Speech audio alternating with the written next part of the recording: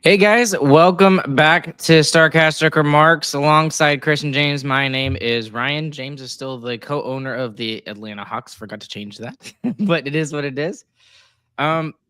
It's great to be back with you guys to get a little bit of a break after the Game 5 loss to the Edmonton Oilers. We have got a lot more to talk about than I thought we would, to be quite honest with you. I thought it was going to be mostly smoke and mirrors, and in some cases there is some smoke and mirrors stuff here. I think that we've seen over the last couple of days, and it's just been a little bit of a reliving experience for me of how the season went. And now that we've had a little bit of time to kind of, I don't want to say de-stress, that's not the right word, but kind of think about how the season went and everything like that, we are back with you guys. Are really excited to bring some more content to you guys. So first off, let me get how you guys are feeling, how y'all are doing. There's still lots of things going on despite the Stars losing in Game 5. So Chris, how are you doing? Great. The Texas Stars are still playing, so that's what I've been keeping myself busy with. And had a big 5-2 win. Michael Caro, the goal of the century in the AHL. Oh boy, wow. Michael Caro put on a show. He just completely dodged a huge, what would have been open ice hit, and then as he was falling, roofed one into the top right corner. And let me tell you, Michael Caro is one of the last people I would have guessed to make a play like that. I mean, it was spectacular. I lost my mind when I saw that, but it was a great win for Texas. I mean, the first two games they lost, but they were both so close. Both of them were 1-goal games. The first was like midway through the first overtime, and the second one was a 1-0 game where they had one of their goals taken off the board. So you knew, even though it was 2-0, it wasn't going to be a blowout the same way it was for the Dallas Stars. But yeah, so good for the Texas team to get that one back, and I think they're going to need to get all three if they want to have a chance to take the series. And what he's referring to is the AHL playoffs are a little different than how the NHL works. They do 2-3-2, which means the team with home ice advantage gets 2 home games, and then the team with not home ice advantage gets 3 games. It allows you to only have 2 days of travel rather than 3, right, like you would see in a best of 7 in the NHL. But I mean, they've got a good shot. They played excellent last night, and that's also the reason why we're doing an episode here on Tuesday night instead of Wednesday night, because normally we would have just waited till Wednesday. But you know, with the Texas Stars going on, everything's going on good there. It's giving me a little bit of I don't want to say like, you know, hope or anything. It's kind of eased the pain of the start, right, of the Dallas Stars. It lets you down off of the NHL playoffs a little bit easier, at least. Yes, that is very true. James, how are you doing? Some hockey to watch. Yes. I'm doing okay. I think I'm still depressed about the Stars losing. So sad. Especially the way they did it too, losing 4 straight like that. It's a tough one. I had to delete my social media accounts. it was tough. I was doom scrolling. It was terrible. So I got rid of Twitter. And I've been watching F1 highlights instead. So that's been kind of fun. Watching people melt down while driving 160, 170 miles an hour is pretty fun. So I heard that Max Verstappen guy is pretty even tempered though. So I'm sure he's not on those. Yeah, very, very even tempered. This has absolutely nothing to do with either one of those things, but I've been trying to, you know, put my mind on other things. Chris, did you see what happened in the disc golf world on Sunday? I mean, yeah, I saw it was a good ending.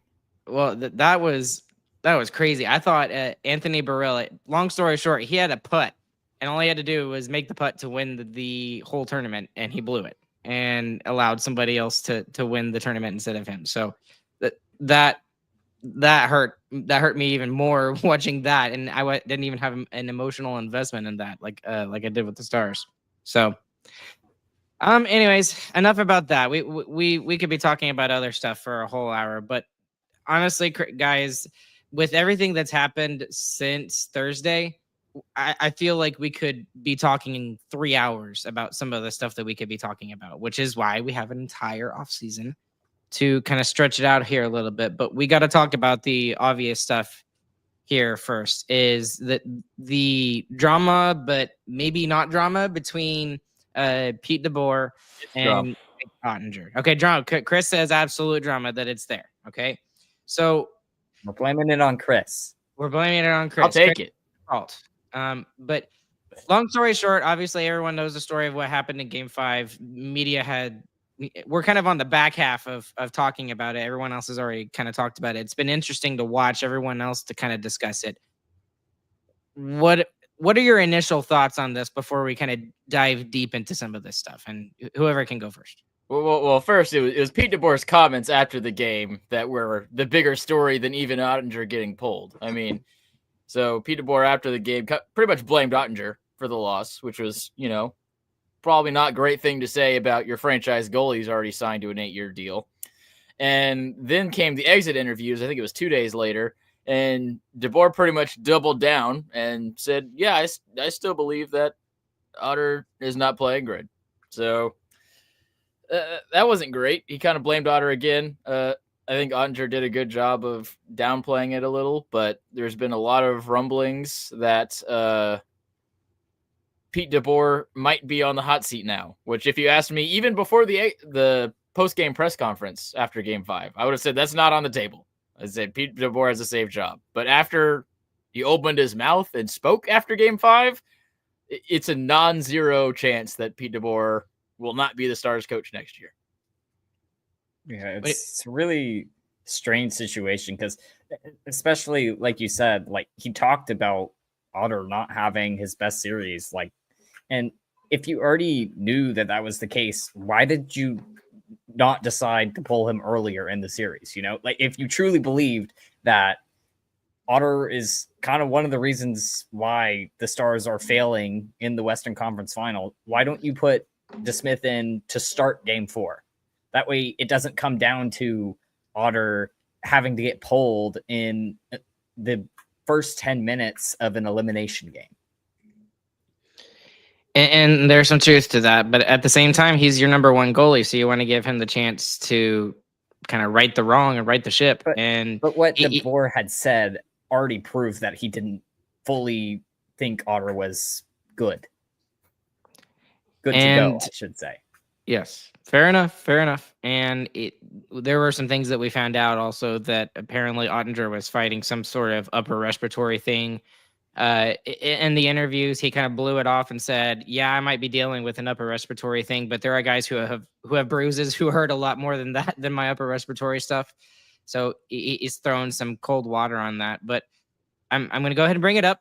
This was Pete DeBoer and part of what he had to say in the post-game conference. Hopefully you guys can hear this.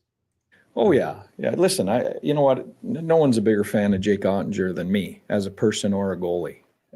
Does that mean that, he can't be coached or he doesn't have growth left in him? Absolutely. He's a young goalie. He's a young goaltender. And, I think, from a coaching perspective, we're 1-7 against that team at this time of year in the conference finals. So, everything's on the table. Lineup decisions, goaltending decisions, system decisions, everything's on the table when you're looking for some type of way to flip that momentum, because it's not a small sample size. 1-7 is not a small sample size. So, but that's not just on Jake. That's on our entire group. I mean, we scratched veteran guys in order to try and change that. We moved guys up and down the lineup. We switched lines. We switched power play units. I mean, you're looking for solutions in order to try and flip that momentum. And the goaltending is one piece of that. I think Jake is the best young goaltender in the league. But that doesn't mean there's not still a learning curve and growth, and that's all part of the journey. So he threw a lot of cold water on it very quickly, right? And I'll share a clip of Jake Oettinger here in a second too about what he had to say about all of this as well. But the key word for me that he did right there, guys, is that he specifically, instead of pointing the blame at Oettinger, he did say we. and he did come out and he did say it is one sample he size. He said that after he dunked on Otter again. So.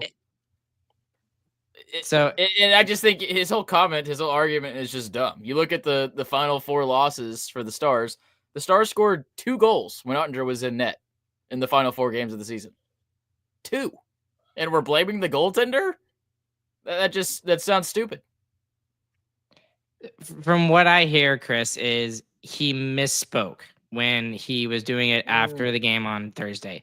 The way that he worded it could have been smarter. And then he didn't say that. He didn't say I misspoke. He didn't say the way I worded it should have been smarter. He said he changed the wording of how he answered it. He in a way said the same thing, but instead of saying Jake, he said we.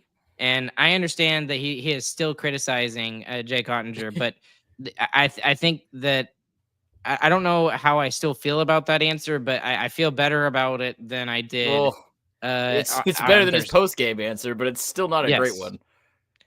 And that's the other thing is that I don't know what the answer is, and that's part of the why I'm not quite sure if he needs to be back as the head coach of the Dallas Stars. I'm still on the fence about it, on whether he needs to be back anyways. But the answer he should have given was really easy. It should have been, we need to score more goals for Otter, and that's clearly the big problem.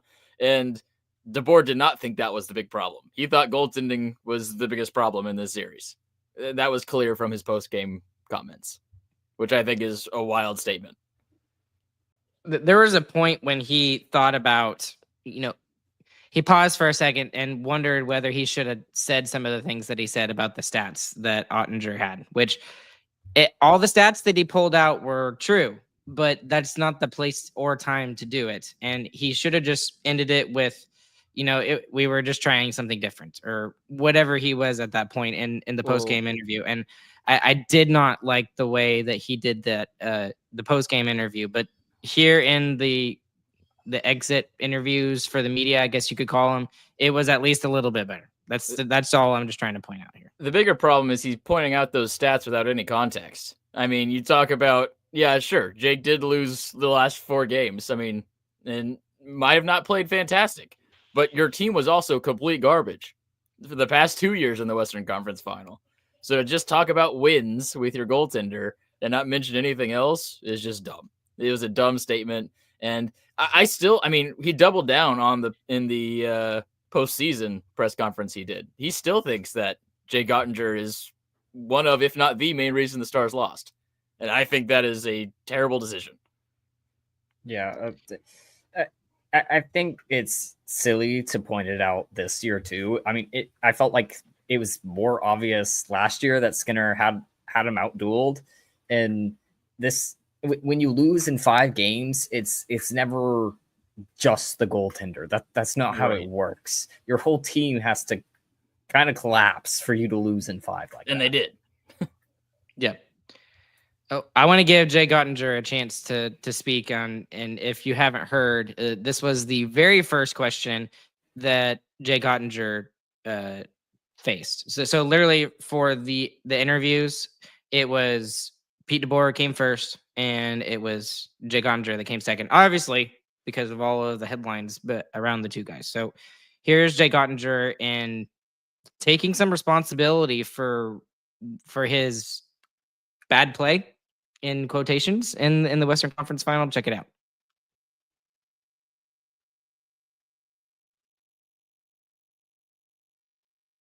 Expecting that to happen, but yeah, it was surprising. But the reality is, if I make 1 or 2 of those saves, then I'm still playing in the game. So the only way I'm looking at it is how can I get better from that? How can I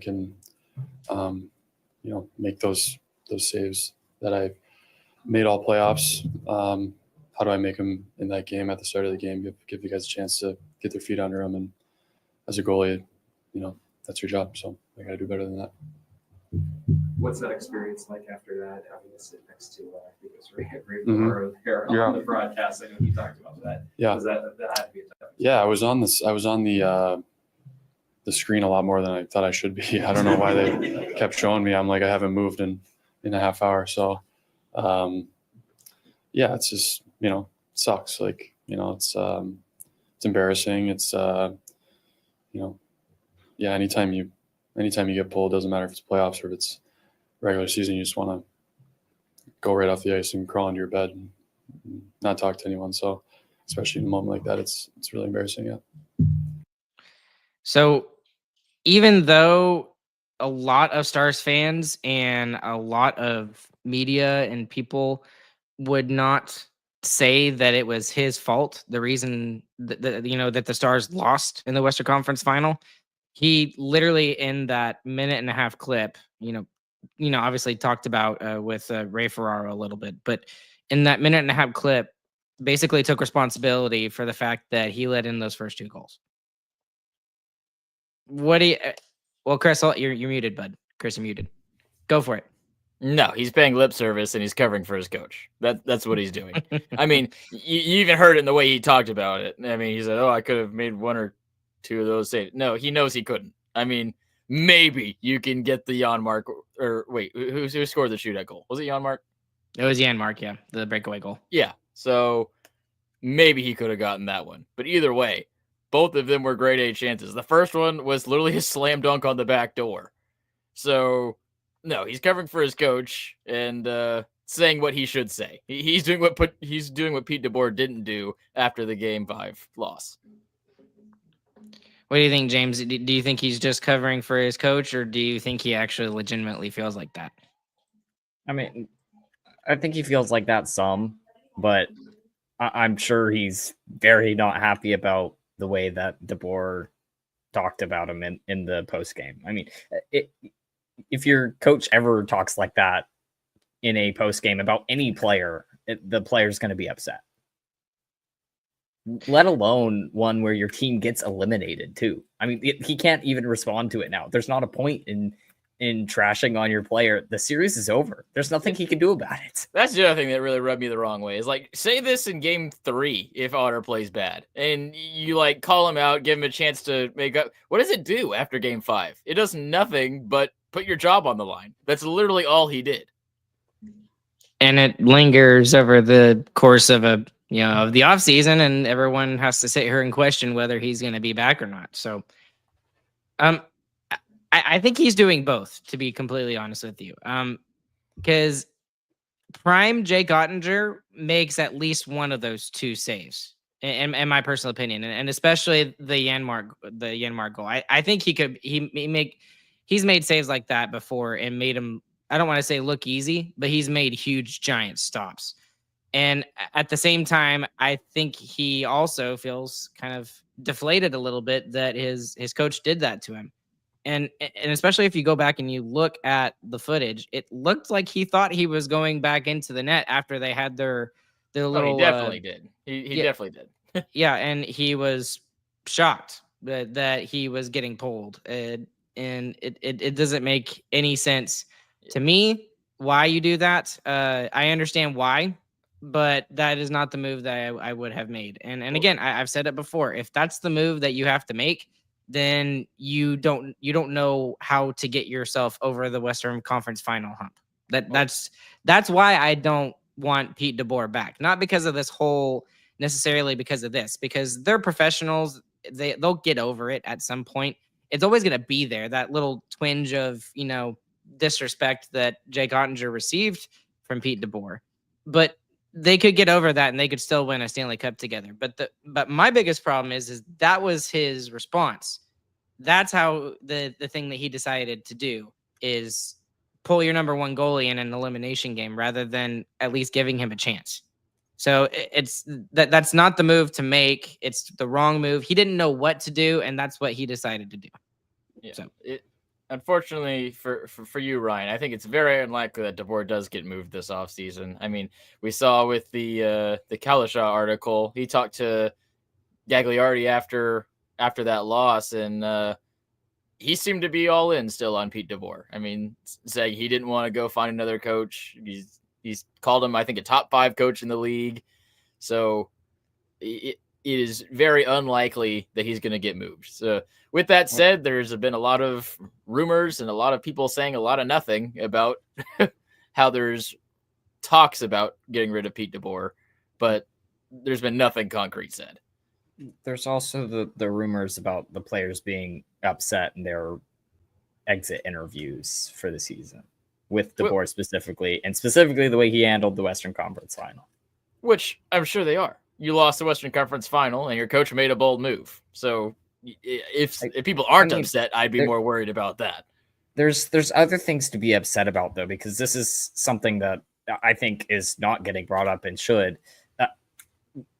We forget Rope Hintz's foot was slashed on the top of it, and his foot was fractured from Darnell Nurse. And DeBoer coached not to retaliate physically. He coached to just win. And I'm sure there are many players in there who are very upset that they didn't get to respond at all to that Nurse slash, and they didn't. Do you think that lost 4 straight? You think that was a Pete DeBoer call? I think that was a Pete DeBoer call, definitely, especially with the way that all the players were unified on it. I think that was definitely him coaching that, and I'm sure there were multiple players who were very upset about essentially not being able to go and do something about it. That is interesting. I mean, the first year Pete DeBoer's here, there's the response from Jamie Benn where he cross-checks Mark Stone's head into the ice and then gets knocked out for 2 games. So maybe that's what DeBoer thought was a lesson learned and took it too far, you think? Or I think it was totally taken too far this year. I mean, there was 0 physicality in that series at all. I mean, absolutely none. There was nothing. And even in the Avalanche series, there was some pushback, some hitting, and they just decided to do nothing in the Western Conference Final. And that's just what's really shocking to me, because I think that especially hurts Marchment's game. I mean, Marchment can't do basically anything at that point. That's what he does, is go in, be physical, make some noise with hitting. And it felt like they were coached not to play that way. So with all of this and with the whole Oettinger thing, that has brought up these conversations like this, right? Is, flaws in the strategy of Pete DeBoer, and is it him making these decisions and him telling his players to do that? Or is it the players, just doing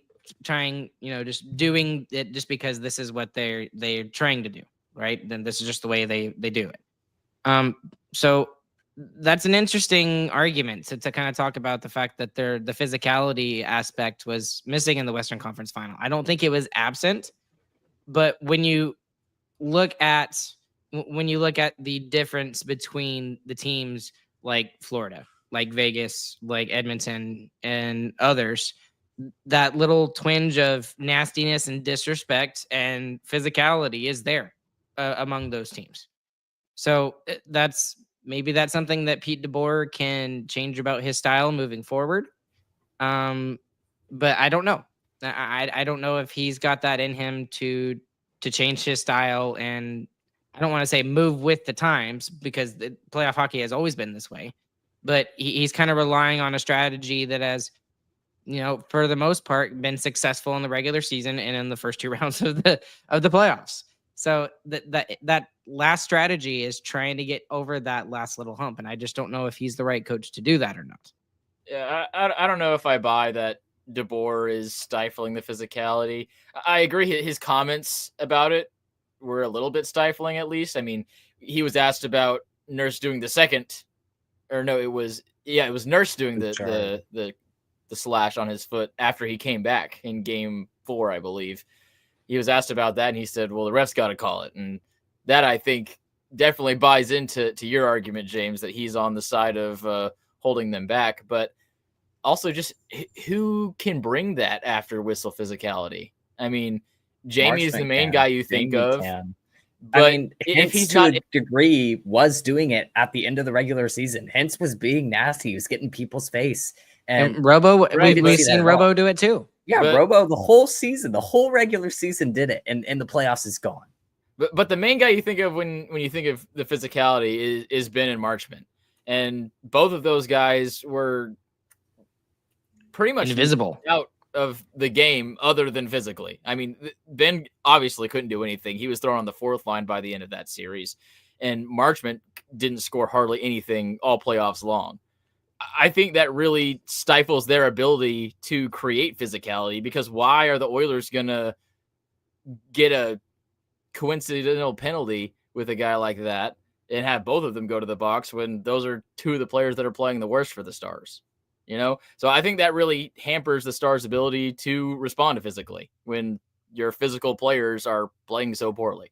Yeah, but Darnell Nurse isn't a great player either. Okay, he's way better than Jamie Benn and Mason Marchment. I don't know if that's fully true, honestly. Defensively, maybe, but offensively, he was not a big presence, just like Marchment and Jamie Benn were. And that specific matchup with forwards versus defensemen is something that you see all the time in front of that constantly, and there just was never anything. And that's really what I have a problem with.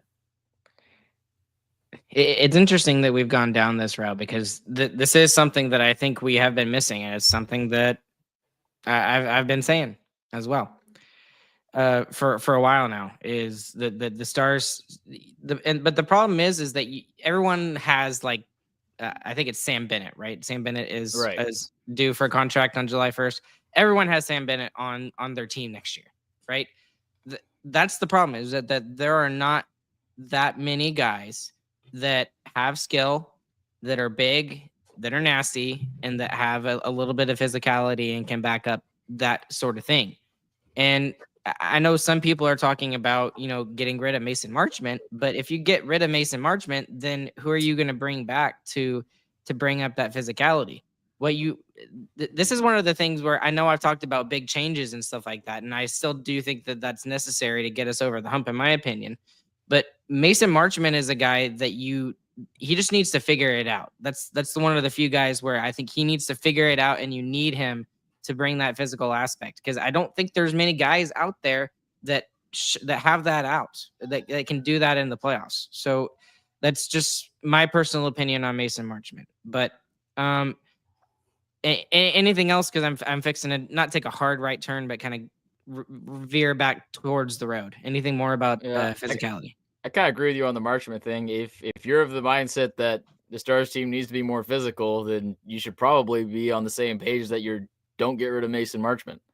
I mean, that's one of the more physical players that the Stars had on the team this year. And he took a lot of penalties and stuff, but you're not going to find another 6 foot plus guy that's going to be as physical as Mason Marchment and can play a second line role. I feel like my point is that we have players on this team that are big and can be physical. And I feel that the way that DeBoer coaches the team, which is a valid way to coach, and it obviously works, but the way he coaches hampers players from being able to bring that big physicality in that type of game. Yep. And I think even just his systems are objectively better for regular season than they are for postseason. I mean, the man-on-man defense, I think that was the most obvious thing. As you go throughout a playoff series, other teams are figuring out how to get around it, and boy, did the Oilers break it. Yeah, that's the thing for me more than anything, is that, I mean, the Oilers went through us like Swiss cheese, like we were Swiss cheese, like especially defensively, it wasn't good. But okay, anyways, what I do want to get back to is this, and this has kind of started some of the talk with Dallas Stars fans on Twitter, but David Pagnotta of the Fourth Period, who is, I don't consider a strongly reliable source, to be honest with you. He's not up there with like the top tier list of insiders like Elliot Friedman and Jeff Merrick and some of these other guys, but he has done stuff about the Stars before. He said that noise out of Dallas, talking about Pete DeBoer, per multiple sources, players are not pleased with how he handled several situations during the Western Conference Final, along with post-Game 5 and exit media remarks. Told players voiced concerns during internal exit interviews, and DeBoer has 1 year left on his contract. So what are your thoughts on that? Is there any credence to that? Right. That's what James said earlier. I mean, if players aren't upset about the way he handled it, then I mean, they don't care very much. I mean, he made a bold decision and it failed miserably. So you should voice your displeasure about how poorly his decision fared. Well, but from what it sounds like, it wasn't just one situation. It was how, and it says how he handled several situations. Right. So Well, more than one thing. Also, like James said, it takes a lot of things to collapse, and a lot of things did collapse. I mean, that decision was terrible. The failure to adjust to how badly McDavid and Draisaitl were running over their man and the man-to-man defense was a failure. The PK not being able to adjust quick enough to getting rolled over was a failure. I mean, a lot of things went wrong to lose in 5 games. Yeah, and I think another thing in that series that may have contributed to the PK being worse is we had the defensive pairings kind of swapped too, where it was Lindell and Miro and Harley and CC. And I felt like when that happened, CC's play, I mean, took a nosedive, man. He played much, much worse with Harley as his defense pairing than he did with Lindell. Well, and maybe there's some truth to that. I don't have any stats to back that up, but the eye tests would agree with you, James, there. I just think CC got rolled over by a quick team that finally got onto him on but the you didn't forward see that in game 1, which is kind of my main issue with it. I think CC was bad in game 1. I think he was bad from the start of that series, honestly. Well, and it's a team that knows him very well too, right? I mean, he was literally they knew they could get to him if they forechecked him hard. So, but again, this is just means to me more that you should leave him with Lindell, who is more the defensive defenseman who can cover for him more. I think Lindell was getting exposed in that series too. I think his inability to pass and get out of the zone was not very good. That pair, those first 2 games, were getting attacked. I don't think that they got better when they switched. No, absolutely, that's true. Absolutely, and they did not get better. The PK just absolutely blew up after that happened too. Yeah. Well, and that again, this goes back to, for me, everything about what happened and why I don't think Pete DeBoer is the guy to get it done. I hope I'm wrong, but like everything collapsed in the Western Conference final. Like everything did. I mean, Otter was the only somewhat consistent strong point. He had a really good game 4, and despite him having a really good game 4, they weren't able to do anything. Otter was better than he was last year. I mean, you can say that at least. Yes, but he was still outgunned by, Skinner was better than he was last year too, I think. I mean, that was a crazy good series for Stuart Skinner. And I mean, again, this is not just on penalty killing, but penalty killing let us down. The power play let us down. So, and maybe though that's not fair to blame it on Pete DeBoer because we have coaches that are for those things, but those are his guys. Right. So getting back to Pete DeBoer though, what other guy is there? I don't think there's anybody better than Pete DeBoer that can take the job right now. Well, and that is the one thing that I have come out and said is like, even though I am calling, saying that I don't think he can do it, there's not really another guy out there, and that's a fair point. I mean, I think Peter Laviolette is out there. He's been there, done that. He's been around. He's coached. He's won a cup before. But my thing is if you go out and get another coach who has been in the coaching carousel, as they say in the media, the Bruce Boudreau's of the world and the Pete DeBoers and all of these other guys, then like people have seen their schemes and they know how to play against them, and they might have some success in the regular season. These veteran coaches, but how many of these veteran coaches can continually win Stanley Cups? And there's not many because people make adjustments and they figure out how to beat that coach's system, which is why for me I think they need somebody completely different that has a similar strategy to Pete DeBoer that can figure it out. And that's why the name that I would throw out there, Chris, is maybe Neil Graham. And for those of you who don't know who that is the head coach of the Texas Stars. I mean, he's got playoff success here at the AHL level. He's had it for a couple of years now. He plays a similar but not the exact same system as Pete DeBoer. He's a younger guy. There's not really a playbook on him per se all that much. I mean, could it be just as simple as that? As the Oilers did with Chris Knobloch in, getting this team over the hump if they go out and keep the same guys. Let's say they bring the band back together and all they do is they just do this. Is that good enough to get them over?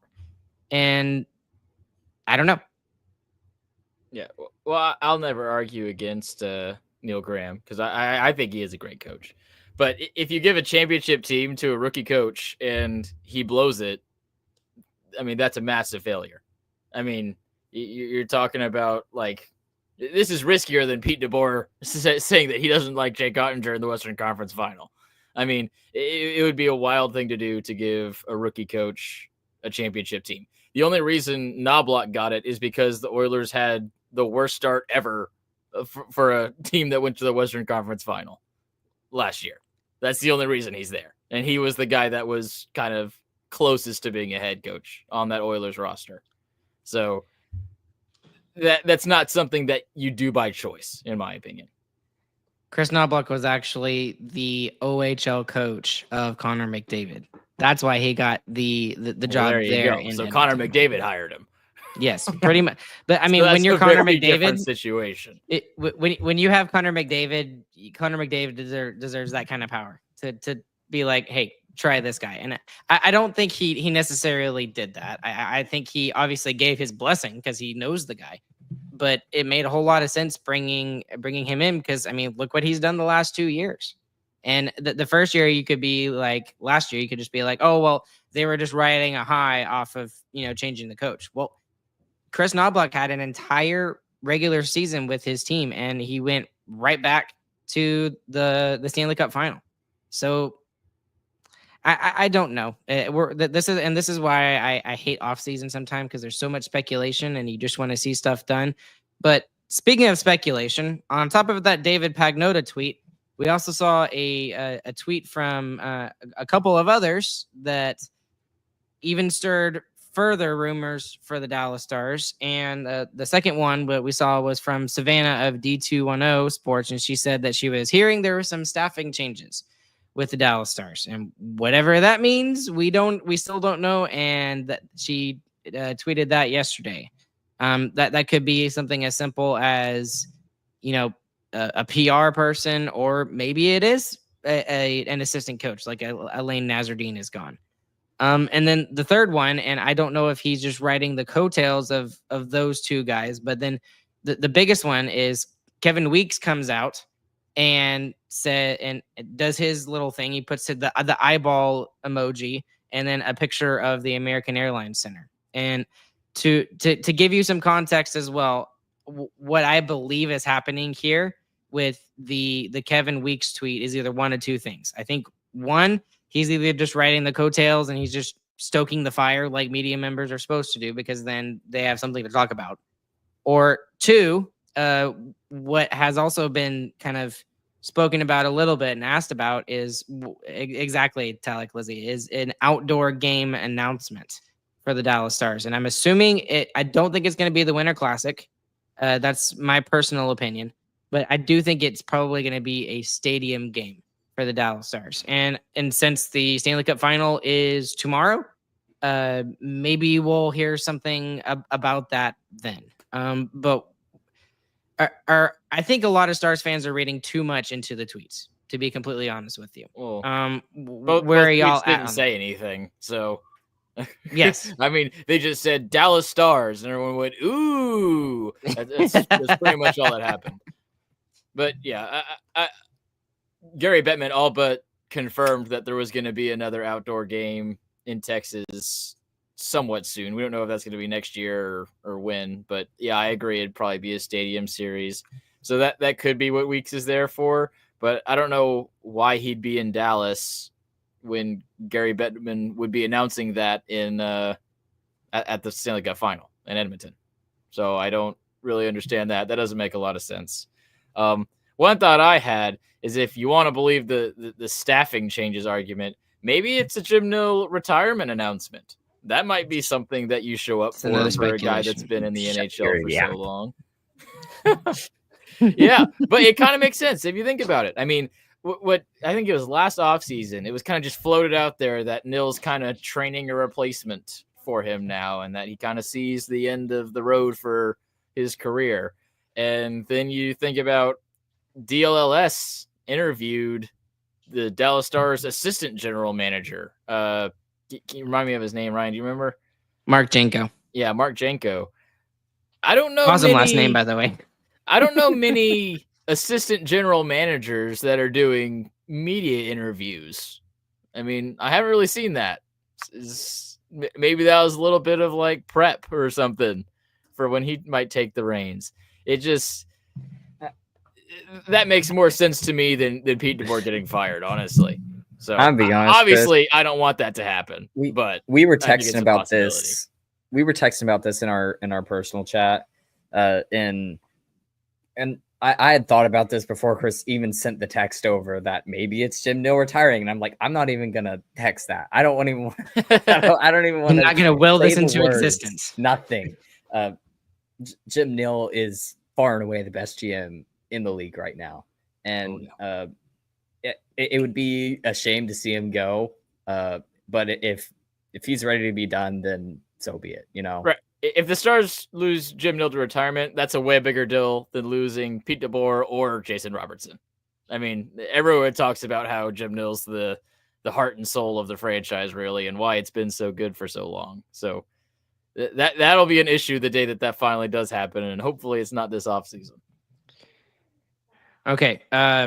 Anything else about the other topics? Because we're going to jump into 2 questions that I have, and we're already running out of time for these last 2 questions. Okay.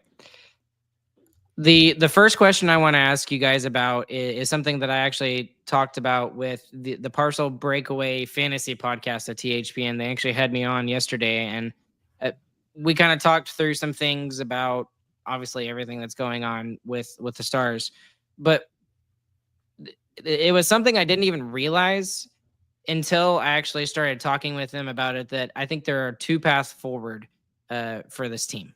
And I don't think there is a middle ground, in my opinion.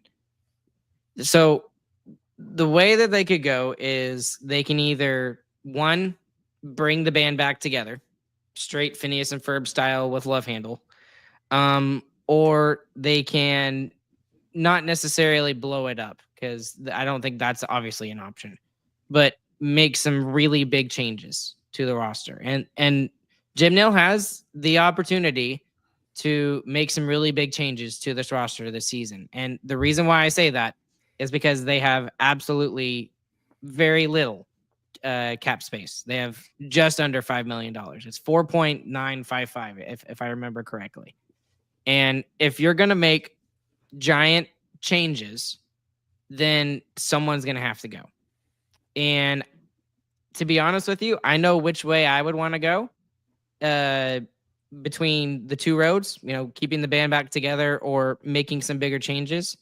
But I want you guys, I want to get y'all's take on that. Which direction do you think they should go? What are bigger changes? Define. Seeing a player go away that we might not necessarily want to go away. Well, you're saying talking like a top 6? Yes. Well, you're going to lose some top 6. I mean, you literally can't afford it. I mean, you've got Granlund, Duchesne, right there. You're going to lose one of them, most likely. And Mason Marchment is even probably on the trade table this offseason, too. So you're definitely going to lose somebody in the top 6. But what do you think, though, Chris? What do you like? If some of those are the big changes, like in the top 6, someone that you wouldn't think Jim Nill would consider trading, which direction do you think that they should go? Like you are the GM. What do you think they should do? I don't think you do too much. You offload the contracts that are weighing you down. That's the Lyubushkin, Dumba contracts for sure. And you bring back who you can. If you can get Granlund to do a 1-year deal, then that's the way I would go. I think you can't add Duchesne. He talked about how he wants a multi-year deal in his postseason press conference. Someone at his age who has underperformed so terribly the past 2 years in the playoffs, I don't think you can afford to bring him back for multiple years, especially when you've got contracts like Jason Robertson and Harley coming up. I mean, those players are definitely more important than having Duchesne on for multiple years.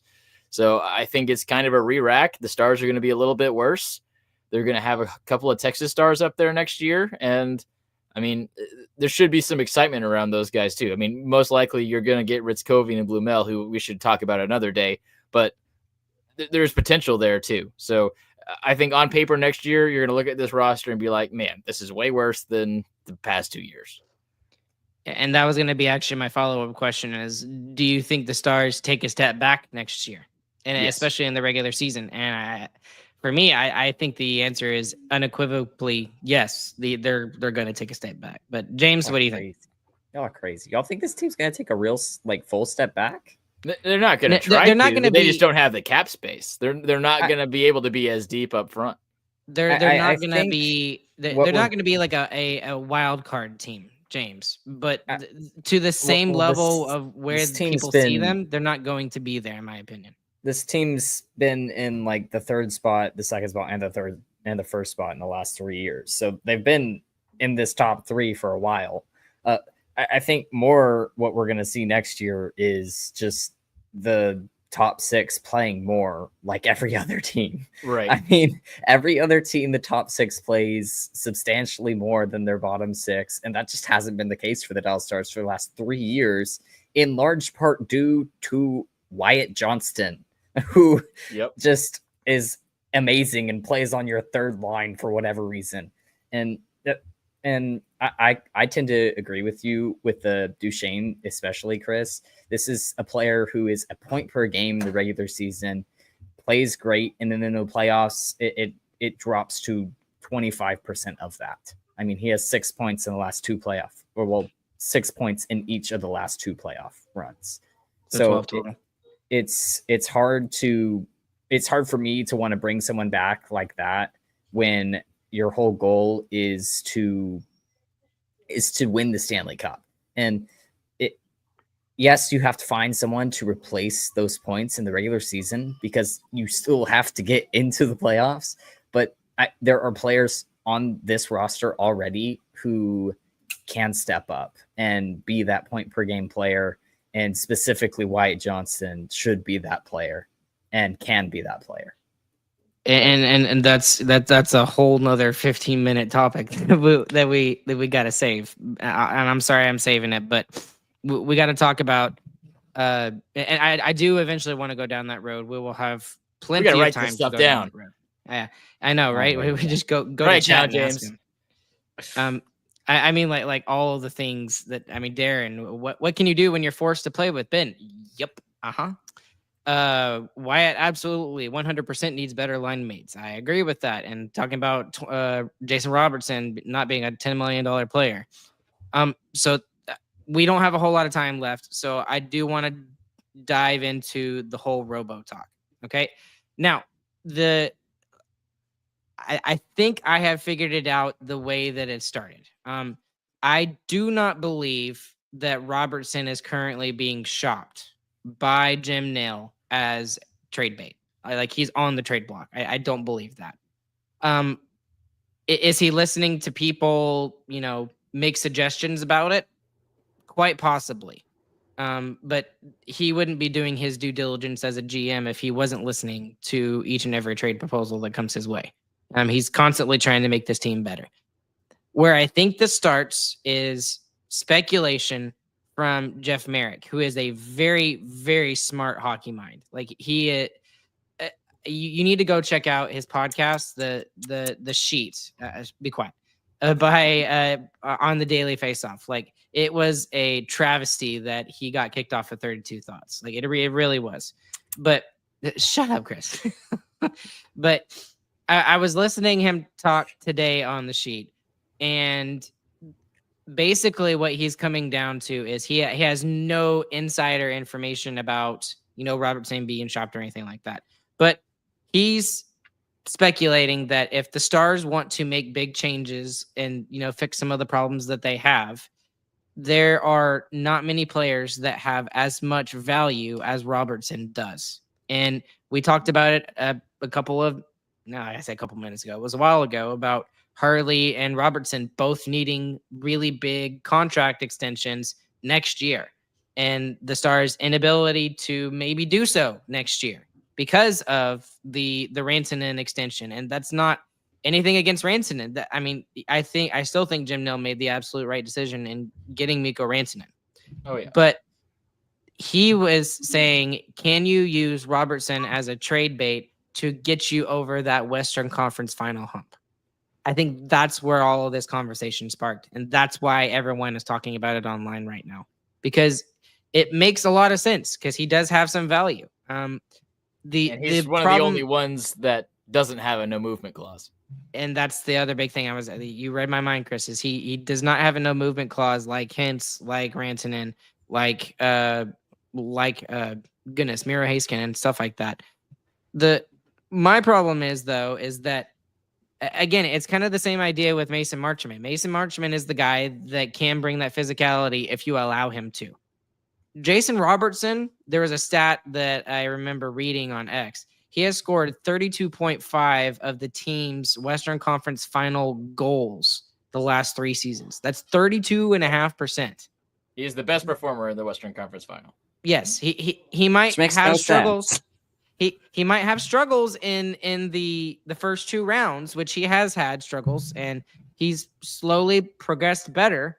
But when the games really started to get down to the nitty gritty, and really, especially that game 4, 5, 6 of the Western Conference final, he has been the one that has scored the big goals. He ended the season, and it's a travesty that we didn't talk about this. He ended the season on a 3-game goal streak, and he scored 2 goals in the final game. And because of everything else that happened, we didn't get a chance to talk about that. And that's crazy that we're considering, and there's speculation that people are talking about trading, Jason Robertson away.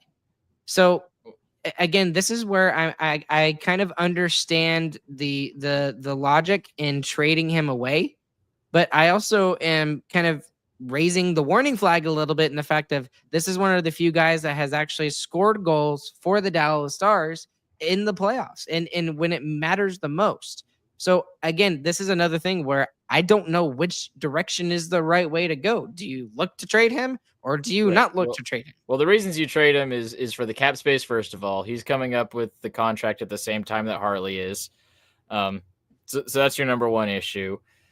He's one of the only big pieces that you can still move that doesn't have a no trade or a no movement clause. So you can still move Robo freely for the next year.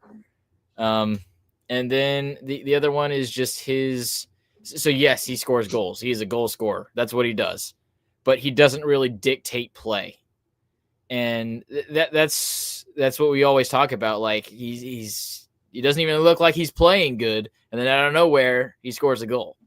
So that's the reason why he's getting talked about, because he's not like your classic superstar. He's not showing up in the same way that McDavid or McKinnon or Rantanen show up in these plays. He's not going to drive them. He's going to finish them.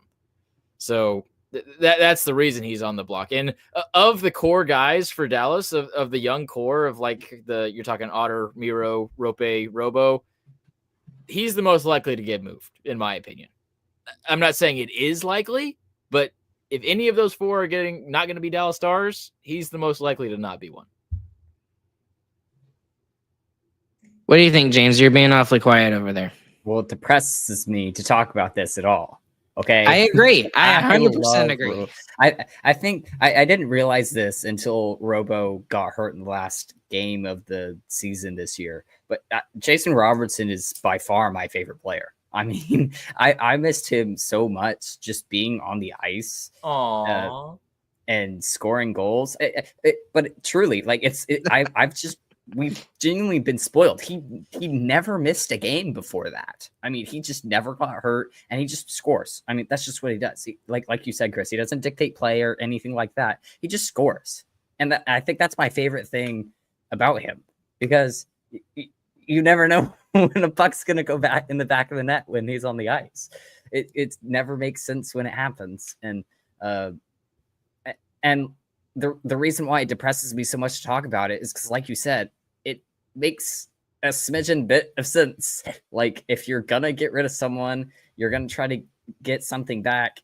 He is the one you're going to trade out. And that really stinks from, especially for me, fan-wise, but it makes sense. And I think that's where I'm just like, I don't want to talk about it. because it does make sense. My emotions keep saying no, and my brain's like, but it works.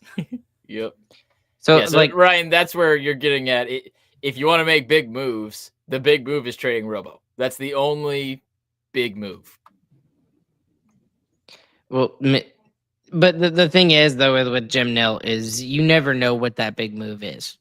Like he keeps normally he keeps move those. Could there be? What other player could you lose feasibly from the Dallas Stars? I don't know. Yeah. I don't know. Robo's but the only one that you could really move and get assets back or make a big difference, unless you think Duchesne is a big move, which I would argue it is not. No. But no, and we're going to talk about individual players probably in our next episode sometime soon about whether James, they write that down. Yeah, whether they come back, whether they resign, and we're going to go through all the free agents and stuff like that. There is There's a lot of free agents.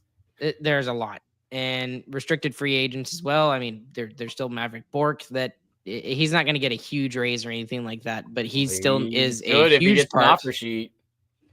I Be quiet, Chris. For sure. Are you trying to make offer sheet? Just shut up.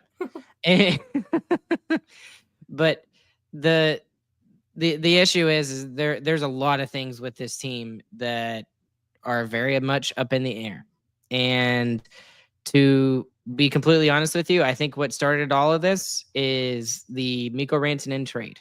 And I don't think that the Mikko Rantanen trade was the wrong thing to do, because I think it was the right thing to do. And I still, now maybe 5 years from now, I will not think that. But right now, I think it's still the right thing to do, because he's a guy that you need, and he can be a game changer.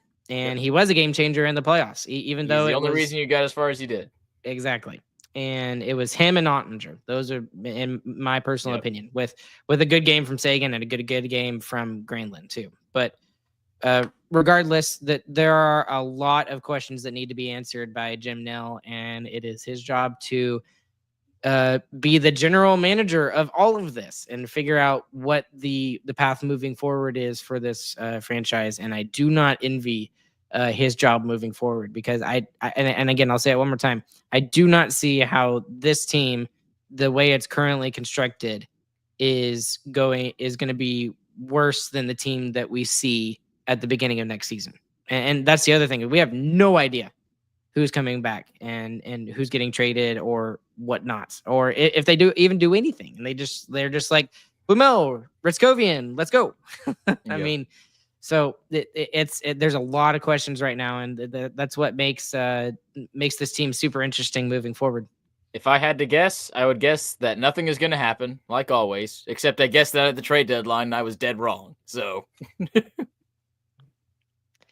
yeah, and I don't want to open another can of worms, but like, offense has been the problem, not defense. And as bad as the defense has looked on paper, that opens a can of worms. I got some topics on that. James, write that down. Write that down, James. All right. We've got a running list. It's okay. We got a Google Doc. We'll start. Okay.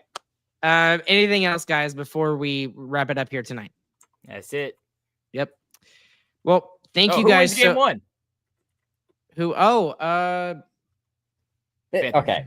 Before you'll answer it, this is another reason why this Stars drama has been so blown out of proportion. The Stanley Cup Final is still not started yet. Right. Okay. That is the amazing. series ended a week ago. That's why there's so much talk about this. Okay. They're building it up like the Super Bowl. For real.